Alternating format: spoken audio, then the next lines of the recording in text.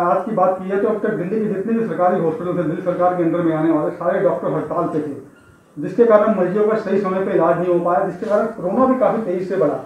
तो क्या लगता है कि इनकी दिल्ली सरकार की नीतियाँ ठीक होती हैं काम करने की, कमियाँ आती हैं इनकी नीतियों में?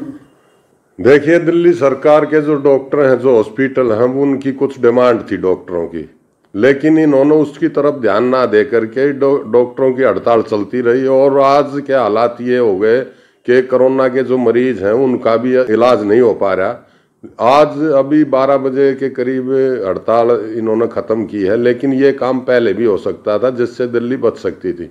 लेकिन हमेशा इनकी बगैर योजना के जो काम होते हैं उसमें ये हमेशा ऐसे ही रहते हैं। जब काम बिगड़ जाता है तब ये आँख खुलती हैं इनकी और फिर दूसरे पर डाल देते हैं। केजरीवाल सरकार का मैंने एक देखा है, सभी मंत्रियां और मुख्यमंत्री हमेशा अपनी कमजोरी को दूसरे पर थोप देते हैं और कभी भी आपने देखा होगा अपनी कमजोरी को महसूस नहीं करते। हमेशा कभी केंद्र सरकार डाल देंगे, कभी पब्लिक पर डाल देंगे, अपने कमियां ये कभी भी गिनवाते नहीं हैं। अभी इनकी कमी की वजह से ही जिस तरह के हालात, डॉक्टर हड़ताल पे थे, हॉस्पिटलों में डॉक्टर नहीं थे, मरीजों का इलाज नहीं हो रहा था, तो ये किसकी कमी है? ये सरकार की कमी है। सरकार की एक नीति और एक योजना होती है, योजना के तहत काम करना चाहिए, लेकिन ना ये कोई पॉलिसी बनाते हैं ना कोई योजना है इनकी। सिर्फ दूसरे प्रदेशों में जा कर के मैं बिजली पानी दे रहा हूँ दिल्ली में फ्री में, दिल्ली के लोगों को बदनाम कर रहा है, जबकि दिल्ली के लोगों की जेब काटी जा रही है।